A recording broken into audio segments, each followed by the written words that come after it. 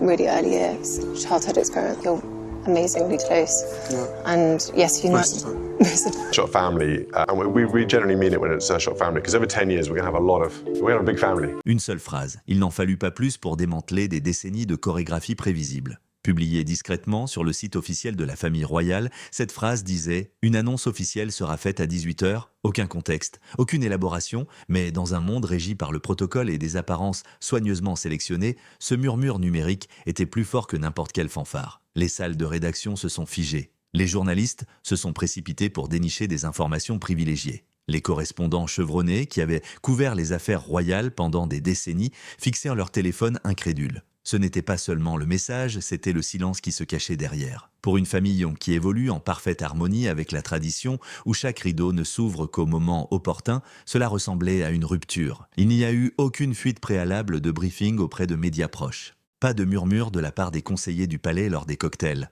Pas même un segment préenregistré sur la BBC pour gérer la réaction du public. La machine médiatique royale d'ordinaire si fiable était parfaitement silencieuse. L'absence de bruit est devenue le plus grand bruit de tous. En début d'après-midi, la BBC a étendu ses créneaux de couverture. Sky News a envoyé des présentateurs à Kensington et Balmoral. Des caméras aériennes ont zoomé sur les portes de Windsor. Les réseaux sociaux ont explosé avec des hashtags comme « Dej annonce royale »,« Lâchez où est le roi » et plus effrayant encore, « Le tour de Cambridge ».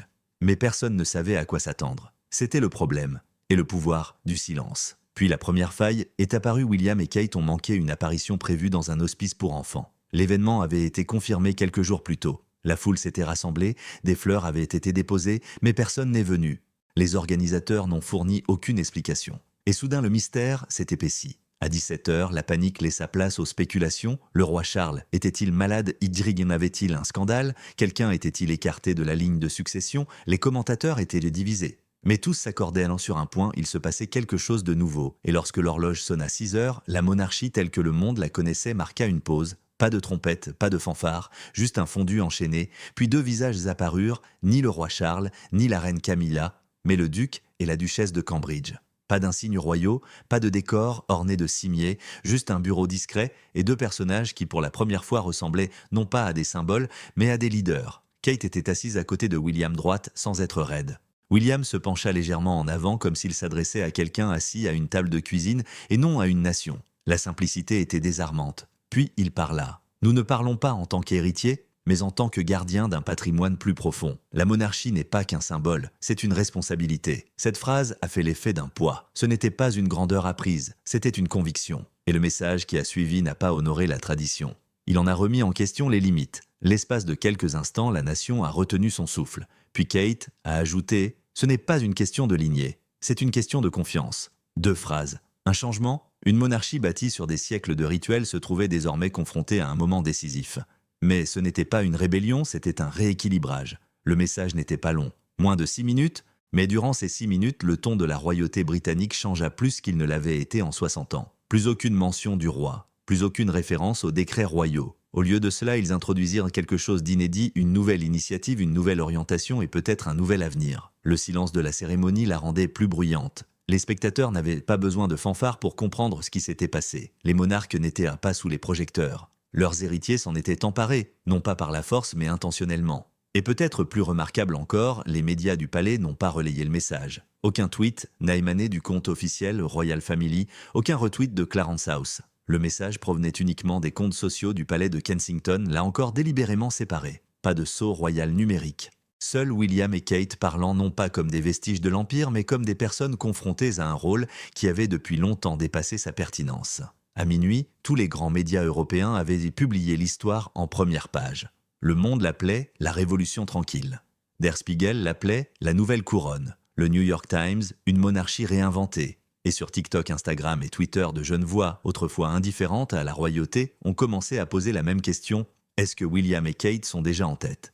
Mais la véritable question restait discrète entre les lignes. Où étaient Charles et Camilla? Leur absence n'était plus seulement logistique. Elle semblait intentionnelle. Et dans un monde hypersensible aux messages, ce silence était assourdissant. Beaucoup soupçonnaient une rupture de palais. Certains murmuraient que la succession générationnelle serait accélérée par l'évolution des valeurs. D'autres redoutaient une crise sanitaire enveloppée de secrets. Mais ce qui a véritablement captivé le public, ce n'était pas le mystère, mais la clarté avec laquelle William et Kate s'exprimaient. Dans un monde lassé par le spectacle, les postures et l'esquive politique de figures emblématiques avaient choisi la transparence.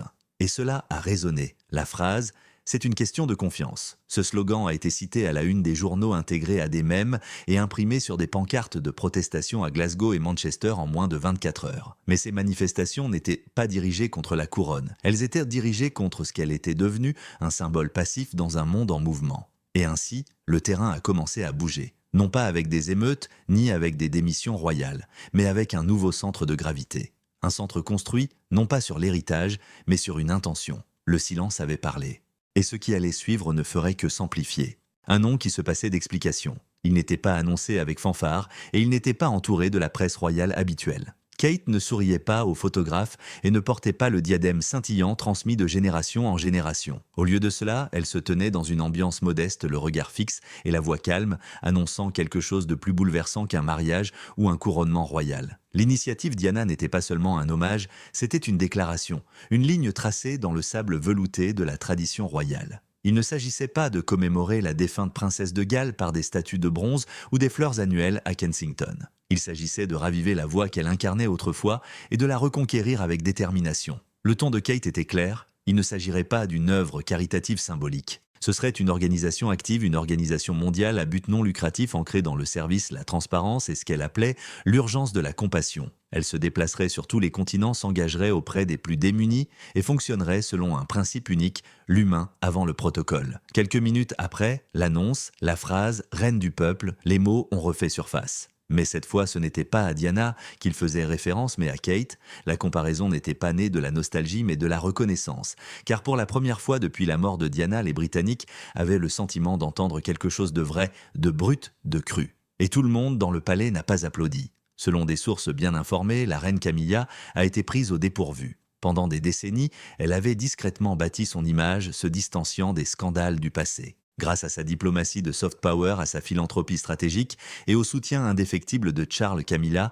avait gagné une place non seulement aux côtés du roi, mais aussi dans la faveur du public. Et puis, en 6 minutes, toute cette architecture a tremblé. Ce n'était pas la faute de Kate, elle n'avait pas mentionné Camilla, elle n'avait pas critiqué la monarchie, mais elle avait invoqué le nom de Diana, non pas comme un souvenir, mais comme un mouvement. Et avec cette invocation venait tout le poids émotionnel que Camilla avait passé des années à essayer de refouler. L'initiative n'a pas seulement séduit le public, elle a eu un véritable retentissement. Sur les réseaux sociaux, les médias internationaux ont modifié leurs unes. La BBC a restructuré sa couverture de la royauté pour la semaine suivante. CNN Europe a lancé un reportage spécial d'1 heure intitulé « The Diana Reckoning ». Et à l'intérieur du palais silence, aucune déclaration de félicitations, aucun message de soutien de la part de Charles. Pas même une publication partagée sur les réseaux officiels. Ce qui aurait dû être célébré comme un nouveau chapitre audacieux a été accueilli avec une absence calculée. Et cette absence en disait plus long que n'importe quelle citation royale. Des sources proches du palais de Buckingham ont déclaré que Charles était abasourdi, non pas en colère, mais émotionnellement désorienté. Il aurait demandé à ses assistants « qu'ont-ils fait ?» La formulation était curieuse, non pas accusatrice, mais révélatrice. Car malgré toutes ses aspirations modernes, Charles avait depuis longtemps respecté les règles de l'institution. Kate et William venaient de déchirer le scénario, et pourtant ils ne l'avaient pas fait par rébellion, ils l'avaient là fait avec clarté. L'initiative Diana, comme l'a expliqué Kate, se concentrerait sur 3 piliers clés, la santé mentale, les soins maternels et les traumatismes de la petite enfance. Non seulement au Royaume-Uni, mais à l'échelle mondiale. La première vague de partenariats comprenait des cliniques dans les régions rurales du Canada, des associations de santé mentale en Inde et des centres de réadaptation pour les personnes traumatisées au Ghana. Et ce qui a peut-être le plus choqué le cercle intime de la famille royale, l'ensemble de l'opération était géré de manière indépendante. Ni dirigé par le palais, ni parrainé par la couronne. Il ne s'agissait pas d'un mécénat royal, mais d'une mission indépendante. Kate ne prêtait pas son nom, elle lui donnait toute sa présence. Pas de cérémonie de geste de la main, pas de visite chorégraphiée, elle se rendait dans des cliniques, tenait des conversations privées, parcourait les camps de réfugiés et surtout écoutait. Parallèlement, William a commencé à apparaître dans des lieux inattendus. Forums environnementaux, tables rondes sur la santé mentale. Il n'arrivait pas avec un entourage, il était muni d'un bloc-notes. D'un badge nominatif et d'une question de quoi as-tu besoin de moi ? Un garçon de 12 ans de Manchester qu'il a rencontré dans un refuge pour jeunes a déclaré plus tard à tuteur. Il m'a écouté plus longtemps que mon propre directeur ne l'a jamais fait. Ce commentaire à lui seul a fait la une des journaux nationaux. Entre-temps, le bureau de la reine consort n'a publié aucun commentaire. Le palais de Kensington a confirmé que Kate et William n'avaient pas sollicité d'approbation avant de lancer l'initiative. Ils n'avaient pas non plus informé le palais du calendrier. Pour certains membres de la famille royale, il s'agissait d'insubordination. Pour l'opinion publique, il s'agissait de leadership. Les partisans de Camilla auraient appelé à une réaction publique, une apparition commune avec le roi, une séance photo pour se réapproprier le récit. Mais la reine a refusé. Cela passera, aurait-elle déclaré à huis clos, mais ce ne fut pas le cas. En 72 heures, l'initiative Diana avait reçu plus de 12 millions de livres sterling de dons publics. Des célébrités internationales ont prêté leur voix sans qu'on les sollicite. D'Oprah Winfrey à Malala Yousafzai, des personnalités ont commencé à partager leurs propres histoires de traumatisme, de problèmes de santé mentale ou d'inégalité maternelle. Et toujours le message revenait au même: le service avant la cérémonie. De retour à Londres, une foule inattendue s'est rassemblée devant le palais de Kensington. Non pas en signe de protestation, mais en signe de soutien. Bougies, lettres, pancartes faites main. L'une d'elles disait « Diana a illuminé le chemin, Kate l'a parcouru ». Ce n'était pas un couronnement, mais cela ressemblait à un début. Et peut-être plus puissant encore, c'était réel. Aucun personnel du palais ne s'occupait de l'image. Aucun conseiller en communication ne filtrait les phrases toutes faites. C'était juste une duchesse pleine de conviction et un duc qui la suivait non par obligation, mais par conviction. La monarchie s'était toujours enorgueillie de son endurance, de sa capacité à survivre aux guerres, aux divorces, aux catastrophes. Mais cette fois, c'était différent. Il ne s'agissait pas de survie, mais de direction. Et à cet instant, il devint clair: l'avenir de la monarchie ne se dessinait pas au palais. Il était façonné par deux voix qui choisissaient de s'exprimer non pas par le pouvoir, mais par une volonté. Au bout de 10 jours d'action, l'initiative Diana avait déjà eu des répercussions dans tous les recoins du Commonwealth et même dans les couloirs sombres du palais de Buckingham. La réaction du public fut électrisante, mondiale et immédiate. Mais au sein de la monarchie, la température baissa. La glace se forma non pas à la surface, mais entre les générations. La campagne de William et Kate, bien qu'ancrée dans la compassion, avait suscité un malaise plus profond au sein de l'institution qu'ils représentaient. Non pas à cause de son contenu, mais à cause de son indépendance.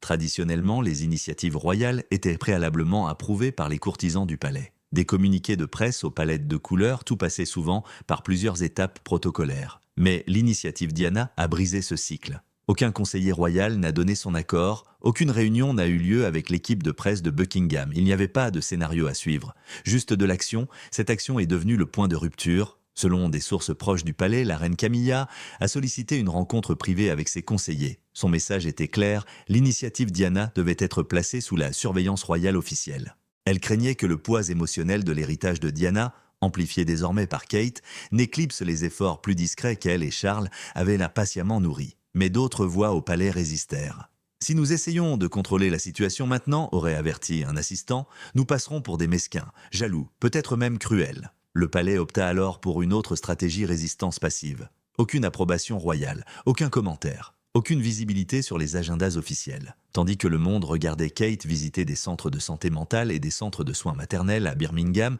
et Nairobi, le palais observait en silence. Ce silence n'était pas accidentel, il était délibéré. Kate l'a remarqué, mais elle n'a pas bronché. Elle s'est adaptée. Au lieu d'attendre l'approbation royale, elle a redoublé de sincérité. Ses visites se sont déroulées sans préavis. Pas de photographes, pas de presse. À Sheffield, elle a passé des heures avec des adolescentes victimes de maltraitance. À Glasgow, elle a traversé discrètement une clinique de santé maternelle qui avait perdu son financement public et qui avait promis un suivi en quelques semaines. Ces moments n'ont pas fait la une des journaux car ils n'étaient pas censés le faire. Mais la nouvelle s'est quand même répandue. Ce sont les gens qui ont raconté l'histoire. Une infirmière de Manchester a publié une photo granuleuse, prise avec son téléphone, montrant Kate, assise par terre dans une chambre d'hôpital en train de parler à une mère en deuil. Elle a pleuré avec elle, pouvait-on lire en légende. Elle n'a pas regardé l'heure une seule fois. Un enseignant de Birmingham a tweeté « Mes élèves l'ont rencontré aujourd'hui. Pas de discours, juste des questions et des larmes. C'est l'authenticité et non l'autorité qui a alimenté l'initiative Diana. » C'est d'un vote quoi inquieto. Les initiés remarquèrent un changement dans son comportement, moins vif, plus réservé. Lors d'une manifestation publique à Bath, un enfant demanda au roi « Pourquoi Kate n'est-elle pas encore reine ?» La question était innocente. Le silence qui précéda sa réponse ne l'était pas. Il finit par sourire et dit « Un jour peut-être ». Mais le tremblement dans sa voix était indéniable. Camilla, cependant, resta impassible. Elle commença à renforcer ses propres initiatives. Elle organisait discrètement des visites à des associations caritatives qu'elle soutenait depuis longtemps, organisait des déjeuners avec des groupes de femmes et augmentait sa visibilité en Écosse et au pays de Galles. Mais l'énergie était différente, défensive, non progressiste, réaction non leadership. Le public a remarqué la différence, et il en a parlé en ligne, à la radio, dans la presse écrite. Des commentateurs comme Andrew Marr et Laura Kuenssberg ont commencé à publier des essais sur le modèle Kensington, le comparant au format Windsor. La question a fait la une des journaux: la monarchie était-elle enfin en train de vivre une transition générationnelle sans permission? Le changement observé chez les jeunes membres de la famille royale est encore plus révélateur. La princesse Béatrice et Zara Tindall ont commencé à aligner plus étroitement leur action philanthropique sur les thèmes abordés par l'initiative Diana. En coulisses, leurs équipes ont sollicité des rencontres avec les conseillers de Kensington, non pas pour des raisons de façade, mais pour des raisons stratégiques. Et toujours aucune déclaration de la couronne. Interrogé lors d'une conférence de presse pour savoir si le roi soutenait l'initiative de son fils, un porte-parole du palais s'est contenté de répondre « Sa Majesté est au courant ». Et c'était le genre de diplomatie fade qui autrefois désamorçait les rumeurs. Cette fois, elle en a ravivé d'autres. La presse britannique, connue depuis longtemps pour alimenter les drames royaux, a pris un tournant inhabituel. Elle s'est ralliée à Kate, même les tabloïds de droite ont salué l'initiative Diana pour avoir replacé la vie réelle au cœur de l'engagement royal. Les journaux de centre-gauche sont allés plus loin, publiant des éditoriaux appelant le palais à se débarrasser du poids d'un protocole passif et à rattraper son retard sur ses futurs dirigeants. Mais le moment le plus choquant est venu de l'extérieur du Royaume-Uni. Le New York Times a publié un éditorial cinglant « Kate n'attend pas de porter la couronne, elle porte la responsabilité ». Journal français, Le Monde imprimé, une photo pleine page de Kate avec le titre « La monarque du peuple ». Et en Australie, l'ABC a réalisé un sondage. Faites-vous plus confiance à William et Kate qu'à la monarchie actuelle? 72% ont voté oui. Les chiffres n'étaient pas seulement des statistiques, ils reflétaient un sentiment. Et face à ce sentiment, le palais resta immobile. L'équipe de Kate a compris que la dynamique avait changé, non pas par agressivité, mais par clarté. Ils ne réclamaient pas la couronne, ils rappelaient au monde ce qu'elle devait signifier. Et pour peut-être la première fois depuis des décennies, l'avenir de la monarchie ne se jouait pas derrière les murs du palais. Elle prenait forme dans les centres communautaires, les services hospitaliers et les salles de classe, une conversation sans filtre à la fois. La transformation ne s'est pas annoncée par des slogans ou des gros titres. Elle s'est produite lentement, puis d'un coup. William et Kate ne se contentèrent pas de participer à davantage d'événements, ils redéfinissaient ce que pouvait être un événement royal. Le rythme traditionnel des saluts au balcon et du dévoilement des plaques ne constituait plus la mesure de l'engagement royal. Désormais, c'était le travail à huis clos, les questions posées en privé et les courriels de suivi envoyés après le départ des caméras. L'initiative Diana ne se contentait pas de remodeler la perception du public, elle remodelait l'ADN même du devoir royal. À Hull, William a discrètement participé à une table ronde avec des travailleurs sociaux et des professionnels de la santé mentale. Aucun journaliste n'a été invité. Aucun compte-rendu officiel n'a été publié. Mais un membre du personnel local a tweeté « Il est resté 3 heures. Nous nous attendions à 15 minutes. » Ce tweet a été vu plus d'1 million de fois, non pas grâce à la célébrité, mais par surprise. Un membre de la famille royale à l'écoute, Kate, quant à elle, a lancé un programme national sur l'équité en santé maternelle fondé sur les conclusions de dizaines de visites non médiatisées dans des communautés défavorisées. Au lieu de le lancer par un communiqué de presse, elle l'a lancé par une visite surprise dans un hôpital de Luton où elle a assisté à une formation de sage-femme. Un membre du personnel ignorant la présence de la duchesse a décrit ce moment. Elle s'est assise et a commencé à poser des questions sur les ressources postpartum. Comme une décideuse politique, pas une membre de la famille royale. C'est exactement ce qu'elle était en train de devenir, non pas par son titre mais par ses actes. Les médias ont commencé à parler de l'initiative Diana, non pas comme d'un projet mais comme d'une plateforme. Les éditoriaux spéculaient qu'elle pourrait devenir l'initiative non gouvernementale la plus importante jamais fondée par la famille royale britannique. Ses axes d'intervention étaient ambitieux, la sécurité maternelle, l'accès à la santé mentale, les traumatismes infantiles et la résilience climatique. Mais surtout, chaque programme s'accompagnait d'un cadre précis, des résultats mesurables, une transparence publique et un retour d'information de la communauté. Chaque don était enregistré. Chaque ONG partenaire était informé. Des rapports annuels étaient de promis. Des audits étaient programmés. Le message était clair, il ne s'agissait pas de charité pour l'apparence. Il s'agissait d'une réforme systémique. Et pour une monarchie longtemps critiquée pour son opacité, cela seul était radical. Mais cela ne s'est pas arrêté là. William a initié une collaboration avec des universités britanniques de premier plan afin de mener des recherches sur les traumatismes de la petite enfance et leur lien avec la santé mentale tout au long de la vie. Les résultats alimenteraient directement les propositions de politique gouvernementale. Plus d'une douzaine de députés des deux partis ont exprimé leur intérêt à collaborer avec l'équipe de Kensington. Il ne s'agissait pas d'une simple démonstration, mais d'une politique. Ce changement a eu des répercussions au-delà des frontières. Au Canada, l'initiative Diana s'est associée à des programmes de soins maternels dirigés par des autochtones. Au Bangladesh, elle a lancé un projet pilote de clinique mobile de santé mentale. Au Ghana, Kate et des dirigeants locaux ont élaboré conjointement un programme d'enseignement tenant compte des traumatismes. Au Brésil, William s'est assis en cercle avec des militants pour le climat les écoutant, puis émettant une recommandation officielle pour financer des efforts communautaires de restauration environnementale. Pourtant, il n'y a pas eu de tournée de presse mondiale, pas de campagne publicitaire, Royal World Tour, pas de diadème. Il voyageait en petits groupes et le plus souvent sans prévenir. Même les conseillers du palais, ceux qui étaient encore fidèles à Windsor, commencèrent à reconnaître ce n'est pas normal, mais ça fonctionnait. Et les gens l'ont remarqué. À Newcastle, une adolescente de 15 ans hospitalisée dans un centre de traumatologie a partagé une vidéo. Elle ne parlait pas comme si elle était célèbre, elle m'a posé des questions sur mes dessins. La vidéo est devenue virale,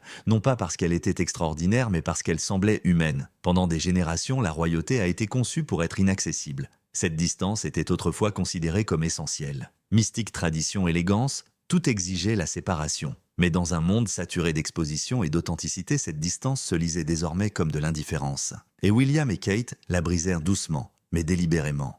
Le palais de Kensington a commencé à recevoir des lettres d'ONG demandant des réunions, non pas pour des financements, mais pour un apprentissage partagé. Les travailleurs sociaux ont commencé à recommander les ressources de l'initiative Diana dans le cadre de formations professionnelles. Les enseignants ont commencé à intégrer leurs ressources sur le traumatisme dans les programmes scolaires. Même les professionnels de la santé mentale, souvent sceptiques à l'égard des personnalités publiques qui s'immiscent dans leur espace, ont salué la clarté de l'approche. Le docteur Priya Naik, psychiatre à Birmingham, a déclaré l'Indépendant « Ils n'ont pas apporté de réponse. Ils ont posé des questions, c'est comme ça que la confiance se construit. » Il ne s'agissait plus seulement de sincérité, mais d'efficacité. Pendant ce temps, le reste de la famille royale poursuivait son programme habituel, inauguration garden party, visite de sites historiques. Ils étaient au visible, mais de plus en plus cela prenait un tour performatif. Les caméras suivaient, mais la couverture médiatique diminuait. L'engagement du public stagnait. La fracture est devenue évidente dans les chiffres. Lors d'un sondage YouGov mené en Angleterre et au Pays de Galles,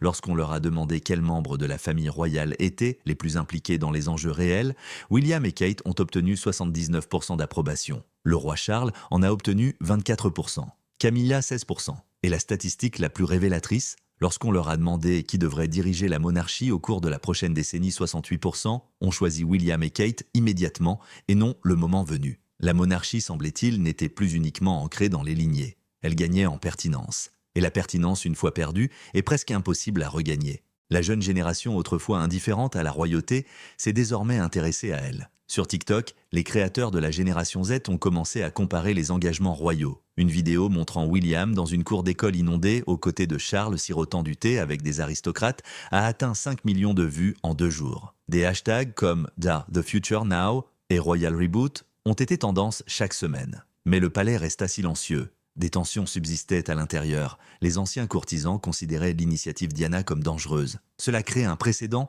a confié une source anonyme.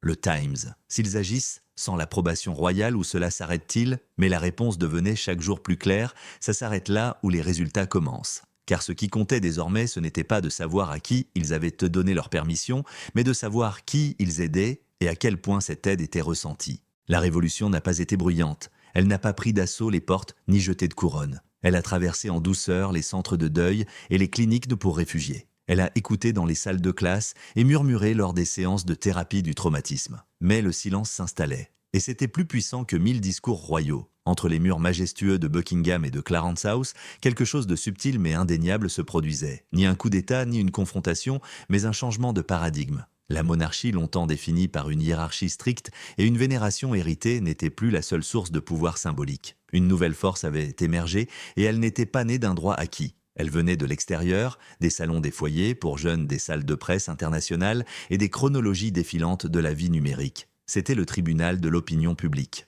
Et dans ce tribunal, William et Kate étaient devenus le centre de gravité inattendu. Tout a commencé par de petits gestes. Le service de presse du palais, autrefois l'épicentre des communications royales, a commencé à remarquer une tendance. Les médias n'attendaient plus les briefings officiels de Buckingham. Ils appelaient d'abord Kensington. Les journalistes, les producteurs et même les correspondants étrangers ont commencé à solliciter des commentaires directement auprès de l'équipe de William et Kate, contournant ainsi complètement les canaux hiérarchiques. En coulisses, de jeunes conseillers royaux commencèrent à demander une réaffectation. Non pas à Windsor ou à Clarence, mais à Kensington, c'était là que résidait l'énergie. là où résidait l'innovation, là où l'action se déroulait réellement. Même les photographes royaux ont changé d'allégeance. Autrefois postés devant Clarence House ou Balmoral pour des aperçus cérémoniels du monarque, ils faisaient désormais la queue près des centres communautaires et des hôpitaux, attendant non pas des couronnes mais des contacts. Lorsque William et Kate se sont présentés dans une école en difficulté de Liverpool sans préavis, les images capturées par un vidéaste indépendant sont devenues virales en quelques heures. Mais le véritable indicateur du changement n'était pas la visibilité mais l'impact. Les projets de l'initiative Diana n'étaient pas que des idées, ils fonctionnaient. Les orientations vers des services de santé mentale ont augmenté dans les régions concernées. Les cliniques de soutien postpartum ont enregistré une hausse de fréquentation après les visites discrètes de Kate. Les élus locaux ont commencé à faire référence à leur engagement lors des réunions du conseil municipal. Ce que William et Kate faisaient n'était pas cérémoniel, c'était systémique. Et l'institution le savait. À Clarence House, les conversations devinrent plus tendues. Charles, sans être ouvertement hostile, peinait à supporter le poids émotionnel de son éclipse. Pendant des décennies, il avait été patient, obéissant, attendant le règne de sa mère, façonnant soigneusement sa propre vision d'une monarchie moderne. Et maintenant, à peine quelques années après son règne, il se retrouvait éclipsé par un fils qui avait transformé ses convictions discrètes en confiance publique. Ce n'est pas une trahison, lui aurait dit un assistant, c'est une évolution. Mais l'évolution peut ressembler à de l'érosion lorsqu'elle se produit trop vite. La réponse de Camilla fut plus stratégique. Elle prôna un recentrage du discours, encourageant des engagements plus traditionnels, une coordination médiatique plus étroite et une réaffirmation ferme du rôle prépondérant de la couronne. Mais chaque initiative paraissait de plus en plus performative. Lorsque la reine consort donna une réception pour des associations caritatives pour femmes à Windsor, seuls 2 journaux nationaux en couvrirent l'intégralité. En revanche, une visite privée de Kate dans un centre d'accueil pour personnes traumatisées à Leeds divulguée involontairement par un membre du personnel sur les réseaux sociaux resta dans les tendances pendant 48 heures. Le public n'a pas rejeté Camilla. Il ne la regardait simplement plus, et ce manque d'attention était le verdict le plus fort de tous. À l'échelle internationale, la tendance s'est reproduite. Au Canada, le Premier ministre Janssen a qualifié l'initiative Diana de l'un des éléments les plus humanisants de la diplomatie royale moderne. En Nouvelle-Zélande, les dirigeants maoris ont invité William et Kate à collaborer sur la santé des autochtones, une demande qui a notamment contourné le protocole de Buckingham. Au Kenya, des défenseurs de la santé mentale ont lancé une campagne intitulée « Lead with Listening », inspirée par la visite de Kate dans un centre pour jeunes de Nairobi. Aucun de ces affrontements n'avait été orchestré par le palais. Et c'était là tout l'enjeu. William et Kate opéraient en dehors des règles du jeu. Et ce faisant, ils les réécrivaient. De retour à Londres, le paysage médiatique a changé. Les reportages télévisés consacrés à la monarchie ne s'ouvraient plus sur des images du roi Charles ou de cortèges officiels. Ils s'ouvraient sur William entrant dans une école, Kate serrant dans ses bras une mère en deuil, non pas que ces moments fussent spectaculaires, mais bien réels. Et le réel, dans une monarchie souvent définie par la performance, était révolutionnaire. La réaction privée des jeunes membres de la famille royale a été encore plus révélatrice. La princesse Eugénie, dans une rare publication sur les réseaux sociaux, a partagé une photo de sa visite à un programme de l'initiative Diana avec la légende suivante « Fier d'être témoin d'un objectif en action ». Aucun attaché de presse du palais ne l'a examiné avant sa mise en ligne. Cela aussi en dit long. Au sein de l'institution, un consensus silencieux a commencé à se former non pas par décret, mais par comportement. Le centre s'était déplacé. Ni officiellement ni publiquement, mais c'est indéniable. Kensington devint le nouveau pôle d'attraction de la monarchie. Alors qu'autrefois l'autorité s'exerçait de Buckingham vers le bas, elle se propageait désormais vers l'extérieur à partir du cercle de William et Kate. L'influence ne se réclamait pas, elle se méritait. Et peut-être le plus frappant, il n'y eut aucune demande de titre, aucun discours sur la succession. William n'évoqua jamais le trône, Kate n'a jamais fait allusion au couronnement. Ils n'en avaient pas besoin, leur leadership n'était pas lié à l'héritage mais à la pertinence. Pour la première fois depuis des générations, la monarchie ne suivait pas ses propres règles mais son public. Cela ne signifiait pas rébellion. Guillaume demeurait respectueux de la couronne. Il traitait son père avec honneur, assistait à toutes les grandes cérémonies et se tenait aux côtés de Camilla lors des visites d'État. Mais le cœur émotionnel de la monarchie, il ne reposait plus sur le trône. C'était dans les instants qui suivirent la formalité. Les conversations après le départ des équipes de tournage, les visites discrètes, les lettres manuscrites, le malaise de la vérité dite sans détour. Dans ces espaces, William et Kate ne se contentaient pas de succéder à la monarchie, ils la réintroduisaient. Et le public a suivi non pas parce qu'on le lui avait demandé, mais parce qu'il le voulait. Alors que l'initiative Diana entrait dans son 6e mois, elle ne ressemblait plus à un programme royal, mais à un mouvement. Le genre de mouvement qui n'avait pas besoin de couronne pour inspirer la loyauté, ni de tradition pour justifier son existence. Au contraire, il prospérait grâce à une visibilité acquise par le service, un leadership forgé par la présence et une influence fondée sur l'authenticité. Et c'est ainsi qu'il devint l'entreprise royale la plus importante du siècle. Mais ce qui a rendu cette initiative encore plus perturbatrice pour le statu quo, c'est ce qui s'est passé lorsque les caméras ont été éteintes. Kate ne s'est pas réfugiée dans des palais, ni derrière le protocole, elle est retournée dans des refuges, des centres de deuil, des écoles trop longtemps oubliées. Et les gens l'ont remarqué non seulement parce qu'elle était présente, mais parce qu'elle était restée. Elle écoutait sans que personne ne la presse, elle prenait des notes. Parfois elle pleurait. Mais la plupart du temps, elle absorbait. À Newcastle, une psychologue pour enfants a raconté comment Kate a assisté à une séance de débriefing sur un traumatisme, non pas en tant qu'invitée d'honneur, mais en tant que participante. Elle n'a pas parlé pendant 45 minutes, a déclaré la thérapeute. Lorsqu'elle a finalement pris la parole, elle a demandé « Que pouvons-nous construire à partir de cela ?» Cette question a résonné bien au-delà de la salle. Derrière les murs du palais, la tension sourde s'est muée en une guerre silencieuse. Non pas de mots, mais de valeurs, une moitié de la monarchie s'accrochait au rituel. L'autre s'attachait à la pertinence. Mais plus le silence persistait à Buckingham, plus la présence de Kensington se faisait forte. Et puis vint la rupture la plus claire jusqu'à présent. Non pas dans le ton, mais dans l'action. Kate a dévoilé le cadre de l'initiative mondiale Diana, une stratégie globale et multinationale visant à répondre au traumatisme des jeunes par la réforme des politiques, l'accès aux soins de santé mentale et l'équité en matière d'éducation. L'annonce a été faite non pas dans un palais, mais dans une ancienne école transformée en centre communautaire de l'Est de Londres. Elle se tenait sur une estrade en bois rudimentaire. Pas de touche dorée, pas d'écusson royal, juste une bannière sur laquelle on pouvait lire « L'empathie en action ». Et elle n'était pas seule. À ses côtés se trouvaient des survivants, des conseillers jeunesse et des dirigeants internationaux venus du Canada, d'Afrique du Sud, des Philippines et de Jordanie. Non pas invités comme accessoires photo, mais comme collaborateurs. Chacun avait contribué à façonner l'initiative. Chacun avait un enjeu. Ce cadre définissait non seulement des objectifs, mais aussi des échéanciers. Non seulement des partenariats, mais aussi des résultats. Au cœur de ce cadre, un engagement en faveur d'une transparence financière totale, des revues annuelles, des rapports publics, une responsabilisation par les pairs. Ce n'est pas un geste, dit Kate, c'est une promesse. Cela ressemblait moins à un discours qu'à un vœu. En quelques heures, le site web était en ligne. Traduit en 12 langues, chaque don et chaque dépense était visible. Chaque rapport était téléchargeable. Il ne s'agissait pas de la royauté comme marque, mais du leadership comme infrastructure. Et pour la monarchie, ce fut un moment existentiel. À l'intérieur du palais, la réaction fut modérée mais partagée. Charles serait resté calme, mais visiblement distant. « Ce n'est pas ma vision », a-t-il déclaré à ses conseillers. Mais c'est peut-être nécessaire. Camilla, en revanche, était moins réservée. Selon une source citée dans Le Télégraphe, elle a exhorté le palais à se réapproprier le récit, suggérant que toute initiative utilisant l'influence de la famille royale doit être ramenée sous contrôle institutionnel. Mais encore une fois, les conseillers ont hésité.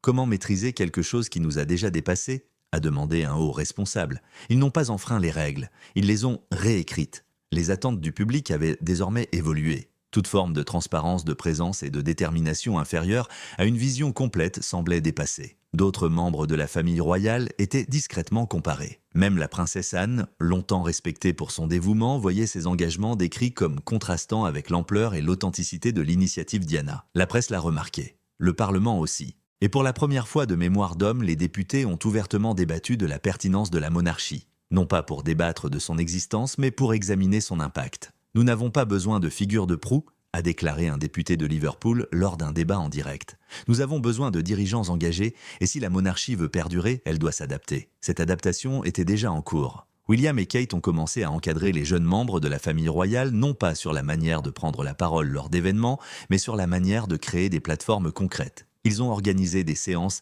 privées sur la gouvernance des associations, le travail communautaire tenant compte des traumatismes et la responsabilité publique. Les membres de la famille royale, qui dépendaient autrefois du personnel du palais, ont désormais demandé à suivre les équipes de Kensington.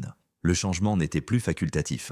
Mais le moment le plus marquant de la première année de l'initiative n'est peut-être pas venu d'une annonce, mais d'une réponse. Fin juin, des inondations ont dévasté plusieurs régions du Royaume-Uni, tandis que Charles publiait une déclaration officielle et que Camilla promettait son soutien caritatif. William et Kate arrivaient discrètement accompagnés de bénévoles. Ils ont aidé à distribuer des provisions. Ils se sont assis auprès des familles qui avaient tout perdu. Pas de presse, pas de tribune, juste de la présence. Un habitant de Cornouailles a publié une photo floue de Kate transportant des boîtes de couches dans une tente de secours. Sa veste était trempée et ses bottes couvertes de boue. La légende disait « Elle est venue avec rien d'autre que de l'aide ». Cette image a été partagée plus de 5 millions de fois. Aucun photographe royal ne l'a immortalisée. Aucune équipe de relations publiques ne l'a poussé à le faire.